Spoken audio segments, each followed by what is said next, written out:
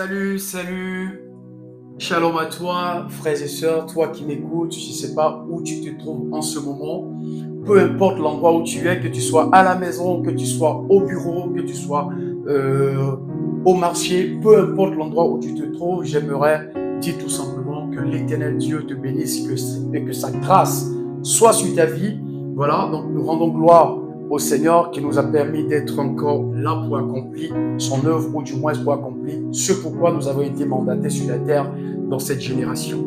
Alors, encore une fois, aujourd'hui, c'est votre serviteur Rodrigue Aouti. J'aimerais partager quelque chose de très intéressant avec vous, dans le sens où parfois j'entends certaines personnes, voilà, donc autour de moi, dire non, votre affaire de Jésus là, ça ne marche pas, c'est que du pipeau, les pasteurs, ils sont là juste pour escroquer les gens. Plusieurs fois, on a utilisé, ils disent des choses qui ne s'accomplissent pas, ils donnent de fausses prophéties. Voilà, donc la Bible n'est pas vraie, c'est pas la parole de Dieu. J'ai même entendu des personnes qui se font appeler serviteurs de Dieu, voilà, et qui disent que, voilà, donc des personnes qui disent que la parole de Dieu, c'est-à-dire la Bible, n'est pas la parole de Dieu. Voilà, donc ils se jouent les grands connaisseurs, les connaisseurs de je sais pas quoi, la parole. Voilà, donc ils osent même dire que la Bible n'est pas la parole de Dieu, au point où ils sont prêts à inventer eux-mêmes, à créer eux-mêmes leurs propres paroles et à distribuer aux gens. Et d'ailleurs, ça existe, parce que je l'ai déjà vu, des personnes qui ont rédigé eux-mêmes leurs propres paroles sous prétexte que Dieu les avait parlé, et aujourd'hui ils distribuent ça aux gens. Il y a certaines personnes, voilà, qui les suivent et ils entraînent la masse derrière eux. Alors, au regard de toutes ces choses, à partir de toutes ces choses que j'ai entendues, vous savez que même dans le royaume, en tant qu'enfant de Dieu, à un moment donné, quand tu écoutes tout ça, si tu n'as pas vraiment une foi solide, ça peut t'emmener à douter, ça peut te décourager, ça peut t'emmener à chuter et à abandonner la parole de Dieu. Mais laisse-moi te dire une chose, la parole de Dieu est vraie. Elle a marché avec les apôtres, elle continue de marcher avec nous et elle marchera pour toujours. J'aimerais te rassurer sur ce point-là. Voilà. Tu dis quoi? Que tu as appliqué la parole de Dieu dans la prière et ça n'a pas marché? Tu dis que tu as utilisé les versets bibliques dans la prière et Dieu n'a pas exaucé? Tu dis quoi encore? J'ai entendu quoi? D'autres personnes disent quoi? Ah non, vous dites de faire ci, on m'a dit de faire ça, de faire ci, de faire telle pratique. J'ai pris tel verset, j'ai allumé même la bougie, j'ai mis même, je sais pas, en griffe moi. Je sais pas, d'autres parlent de chapelet, d'autres parlent il y a beaucoup de pratiques en tout cas que moi j'ai entendu autour de moi, que j'ai déjà vu même d'ailleurs. Mais, résultat de course, toutes ces choses-là ne marchent pas. Et finalement, ces personnes qui ont eu à faire ce genre de pratiques tombent dans le découragement. Ils tombent dans le découragement. Mais laissez-moi vous dire une chose, la parole de Dieu reste la parole de Dieu. La Bible dit, au commencement était la parole était Dieu, la parole était avec Dieu. Elle n'a pas changé. C'est toujours la parole de Dieu et elle marche. Et pour que ça marche, puisque moi-même je l'ai expérimenté, à plusieurs reprises d'ailleurs, parce que j'ai des témoignages, par la grâce de Dieu qu'on a, voilà, qui sont là, qu'on va vous rendre. Un jour, je vais m'asseoir et je vais vous rendre des témoignages, je vais le faire en vidéo, pour que ça soit écouté par tout le monde. Et vous saurez, peut-être ça pourra vous édifier, voilà, donc, et ça pourra vous emmener à croire encore davantage que la Bible, voilà, donc elle marche, la parole de Dieu, elle marche pour quiconque associe sa foi, pour quiconque croit en cette parole-là, pour quiconque croit que cette parole est égale à Dieu et Dieu est égal à sa parole. D'ailleurs, lui-même, il a dit, je veille sur ma parole pour l'exécuter. Dieu est fidèle, pas à un individu, il est fidèle à sa parole. Il n'est pas fidèle à un individu, il est fidèle à l'individu qui croit en sa parole. C'est ce que j'aimerais vous garantir avant de rentrer dans le vif du sujet.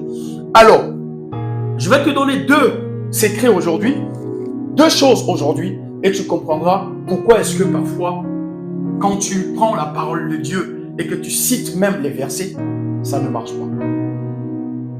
Voilà, et désormais tu pourras vraiment utiliser cela pour pouvoir, cette méthode-là pour pouvoir prier.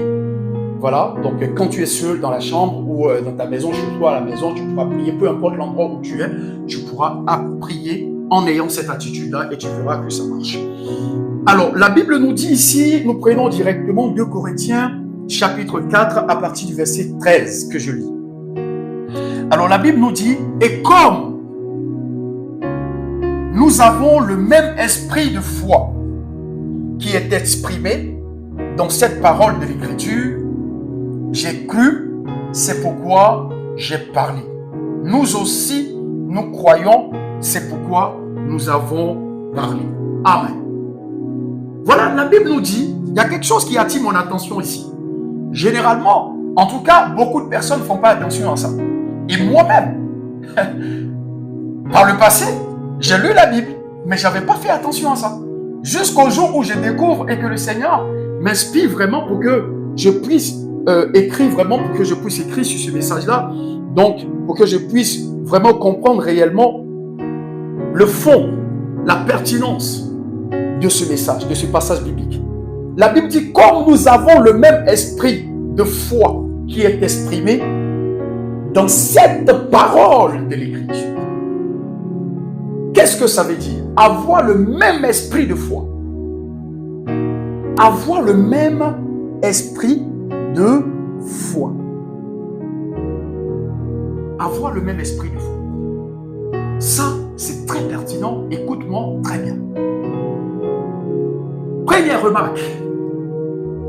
La Bible dit le même esprit de foi. L'esprit là, il est écrit en petit E. Et pas E majuscule. Donc chaque fois que vous croisez dans la Bible que l'esprit est écrit avec un petit E, ça veut parler de tout simplement, ça veut dire tout simplement votre état d'esprit. Voilà. L'état d'esprit que vous avez quand vous lisez quelque chose. Et ici, il est dit que comme nous avons le même esprit de foi qui est exprimé dans cette parole de l'Écriture. Or, qui a écrit la parole? Cette parole qui est là, c'est la parole de qui? C'est la parole de Dieu. Et quand Dieu inspirait ses serviteurs, quand Dieu donnait sa parole, Dieu avait une conception. Dieu savait exactement ce que cette parole qui est la Bible, qui est là, cette parole qui est la Bible, il savait exactement ce que cette parole-là était capable de nous apporter en tant que ses enfants, en tant que citoyens du royaume. Dieu le savait. Il le savait parfaitement. Donc, quand vous allez, par exemple, chez quelqu'un, ceux qui fabriquent les voitures, ceux qui fabriquent les téléphones portables, ils savent exactement ce que le téléphone portable est capable de nous apporter. Même s'il y a des personnes aujourd'hui qui utilisent des iPhone 15 ou quoi, 16 Pro Max ou quoi, mais qui l'utilisent juste pour les selfies. Ils l'utilisent juste pour les selfies, juste pour les belles photos. Mais ils n'ont pas toutes les caractéristiques, toutes les fonctions de l'iPhone qu'ils ont entre la main. Vous voyez?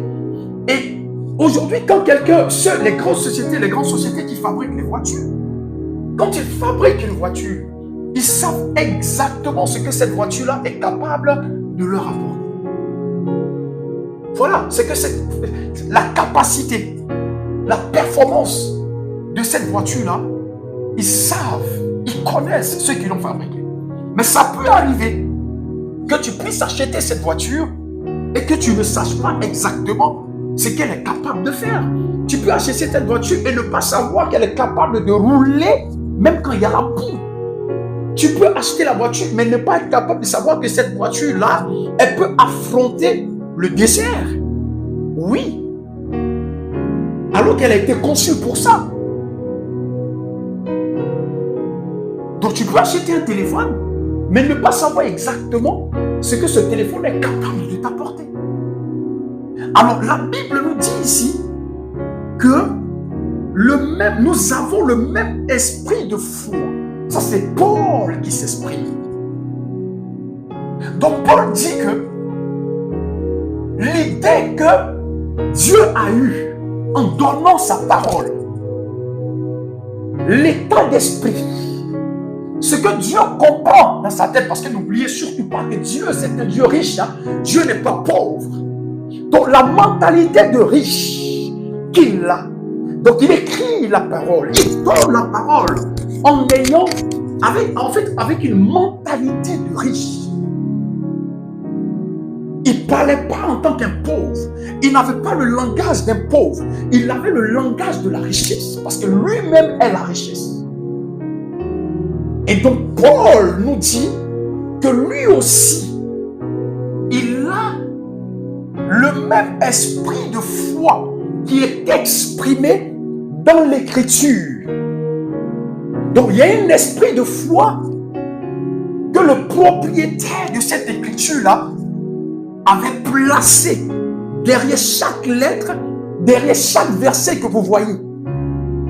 Alors, pour que ça puisse marcher et pour que tu puisses voir la gloire de Dieu se manifester, pour que tu puisses déclencher quelque chose, il va falloir que toi qui proclames la parole de Dieu dans la prière, tu puisses avoir le même esprit de foi que celui qui a créé l'écriture là avait quand il rédigeait la parole de Dieu. Je ne sais pas si quelqu'un m'a compris. Je ne sais pas si quelqu'un comprend mieux ce que je suis en train de dire. Ça veut dire quoi? Aussi longtemps que tu n'as pas le même esprit de foi, aussi longtemps que tu n'as pas cette même conception de ce que la parole de Dieu qui a été rédigée peut t'apporter quand le concepteur, quand le créateur, celui qui a rédigé l'avait fait, cette parole-là, elle restera inactive. C'est comme je remarque dans le royaume de Dieu, parfois, j'entends certaines personnes prier. Eux, ils pensent qu'on vient pour commander. Mais dans la prière, il n'y a pas de pitié. Dieu ne récompense pas les actes de pitié. Dieu ne récompense pas les actes de peur. Il y a des gens, quand tu les entends prier, ils cherchent juste les démons parce qu'ils ont peur que Satan vienne les tuer la nuit. Il y a des gens qui prient. Il y a des gens qui restent juste à l'église, qui prient. Il y a des gens qui sont juste dans le royaume, tout simplement parce qu'ils ont peur d'aller en enfer. Alors ces personnes-là n'ont pas le même esprit de foi que le concepteur de la parole. Donc, bien évidemment, ça ne peut pas marcher. Parce que ça ne marche pas comme ça. La Bible dit que Dieu récompense. Il est celui qui rémunère la foi. Il est le rémunérateur de la foi. Chaque fois que vous devez utiliser la parole de Dieu dans la prière, parlez comme un homme de foi. Parlez comme un homme de foi. Vous n'obtiendrez pas, vous n'allez pas obtenir les promesses qui ont été faites vous concernant dans la parole, dans les Écritures, si vous n'attachez pas votre foi. Il ne s'agit pas de les citer simplement. Même si vous les citez et que tu connais la Bible et que tu cites les versets, ce n'est pas ce qui va changer grand chose. Non. Connaître la Bible, réciter les versets bibliques, ne fait pas de toi un homme spirituel. Est-ce que quelqu'un m'entend? Je répète. Connaître la Bible, réciter la Bible, ne fait pas de toi un homme spirituel. Ça veut dire que ce n'est pas parce que tu récites simplement des versets bibliques du matin jusqu'au soir et que tu connais même les références, ce n'est pas pour ça que tu es spirituel. Ce n'est pas pour autant que tu es spirituel. Ça n'a rien à voir. Mais à partir du moment où tu n'as pas le même esprit de foi qui est exprimé dans l'écriture que tu lis, dans l'écriture que tu proclames, dans les versets que tu proclames, bien aimé, laisse-moi te dire, rien ne se passera. Rien ne changera. Tu peux faire 20 ans, 30 ans dans ça. Réciter que des versets bibliques. Moi, je dis souvent les biblicains. Non, tu vas faire seulement ça, mais ça ne changera pas. Ça ne changera pas. Ça ne changera pas. Il nous faut croire la parole de Dieu. Il nous faut avoir le même état d'esprit que Dieu. Parce que Dieu vit en nous par son Esprit Saint. C'est pour ça, d'ailleurs, que lui, Dieu, nous dit, quand on est enfant de Dieu, quand on est citoyen de son royaume, ce n'est pas toutes les paroles qui sortent de notre bouche. Nous devons faire attention à notre bouche, car la Bible dit, la mort et la vie sont au pouvoir de la langue, et quiconque aime en mange le fruit, car c'est ce qui sort de ta bouche qui nourrit le corps. Ce qui sort de ta bouche nourrit le corps. C'est pour ça, la Bible te dit que le pauvre dise qu'il est riche et que le faible dise qu'il est fort. C'est un ordre que Dieu donne. Alors nous devons avoir le même esprit de foi qui est dans la parole de Dieu. Parce que tu ne peux pas passer toute la journée à proclamer la défaite, à dire tout et n'importe quoi, et penser que tu vas venir dans la prière, dans la présence de Dieu, réciter des versets bibliques et ça changera ta vie. Ce n'est pas possible, bien-aimé, toi qui m'écoutes. Ce n'est pas du tout possible. Ça ne marche pas comme ça. Alors, on va prendre rapidement un deuxième verset, voilà, qui va nous permettre de mieux comprendre ce que je suis en train de dire. Alors, la Bible dit dans Jean chapitre 15, à partir du verset 6 jusqu'à 7. Jean 15, verset 6 jusqu'à 7. La Bible nous dit ceci. Si quelqu'un ne demeure pas en moi, il est jeté dehors, comme le sarment, et il sèche.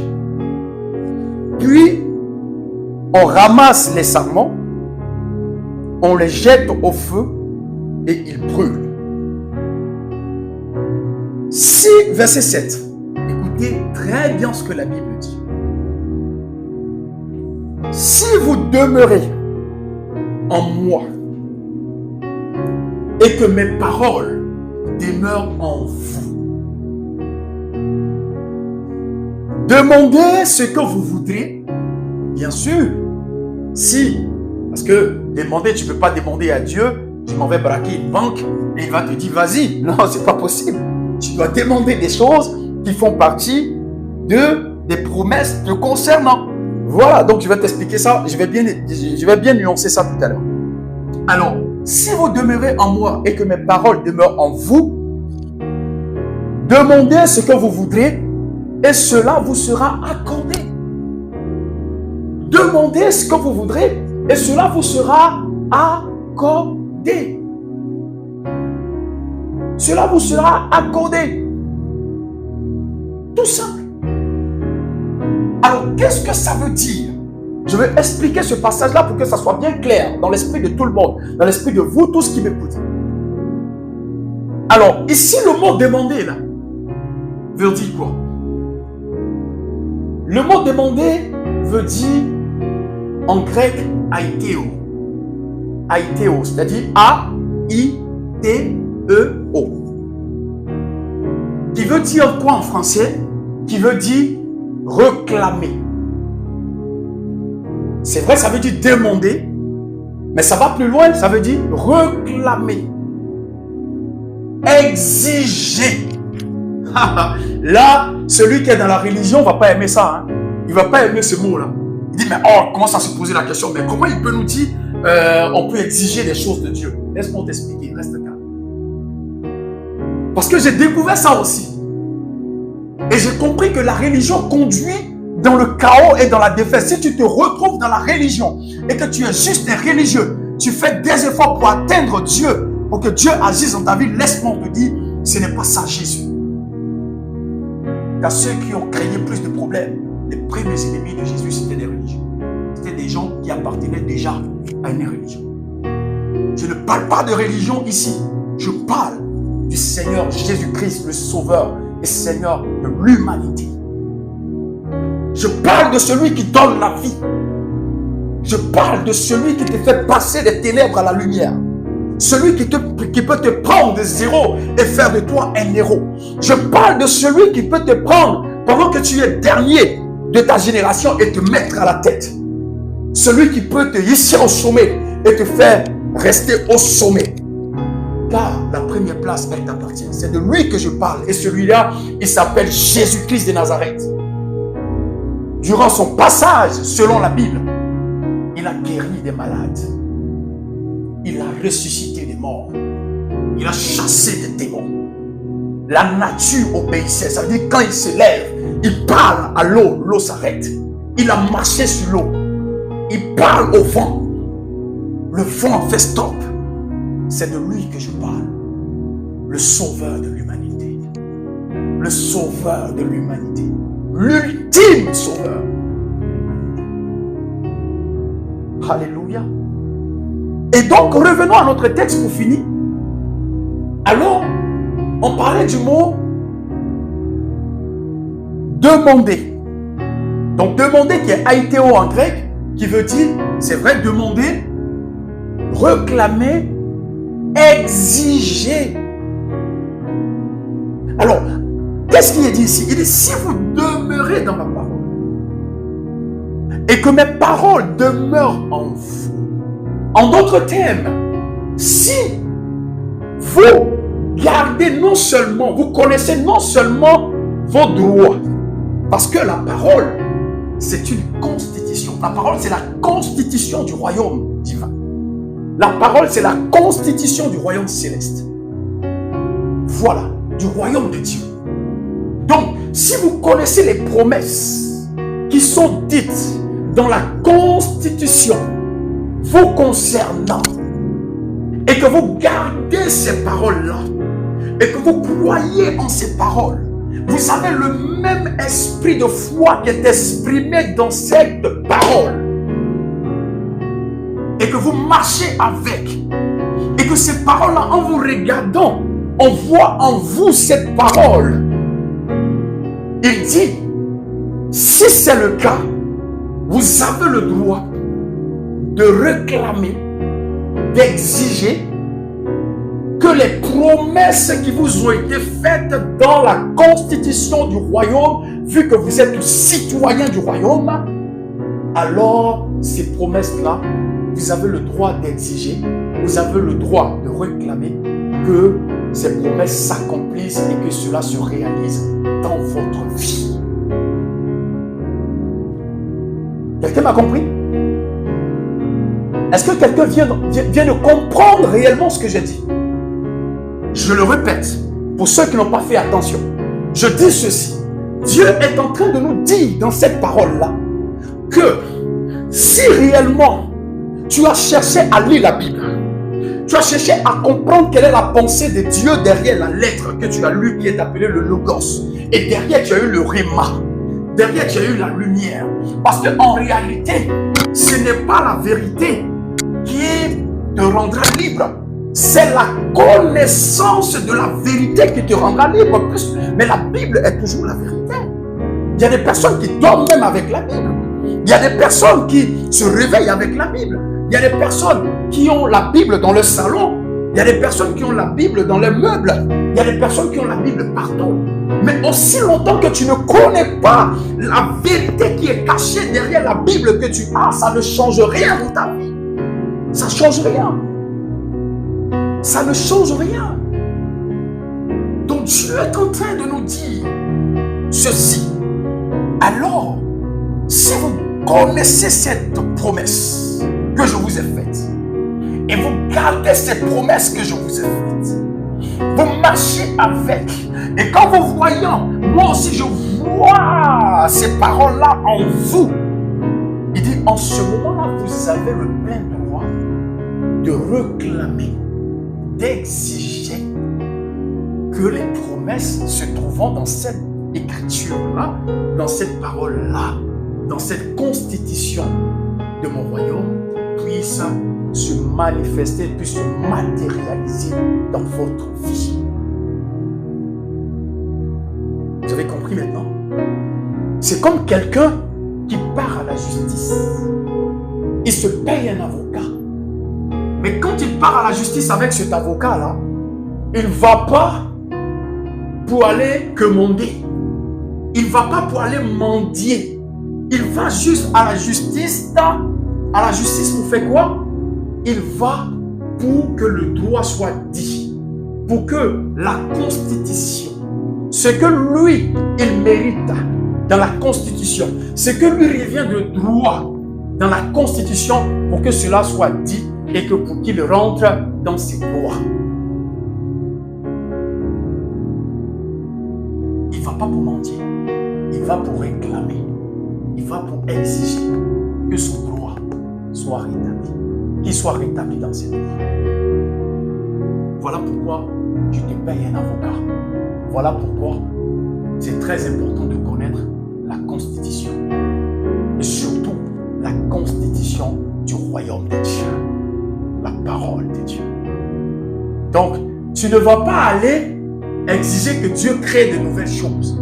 Tu vas juste pour exiger, pour réclamer que les promesses que Dieu a déjà faites dans sa Constitution, que cela se réalise dans ta vie. Bien-aimé, si tu as compris cette petite partie d'enseignement, je sais bien, assieds-toi, réfléchis, pense à ça, médite sur ce que tu viens d'entendre dans cette vidéo et j'ai foi, je crois pertinemment que cela va changer beaucoup de choses dans ta vie parce que ça m'a aussi fait du bien quand je l'ai compris. Et à partir d'aujourd'hui, depuis ce jour où je l'ai compris, quand je prie, j'ai une autre façon de prier. Voilà ce qui m'a fait grandir dans la prière et on n'a pas besoin de se taper la poitrine pour ça. C'est juste, voilà, exceptionnel de partager la parole de Dieu, que tu restes toujours humble, que l'Éternel Dieu te donne l'intelligence et la sagesse de comprendre réellement sa parole et que Dieu te bénisse. À la prochaine. Voilà donc pour la prochaine vidéo. Merci. Ciao. Bye bye.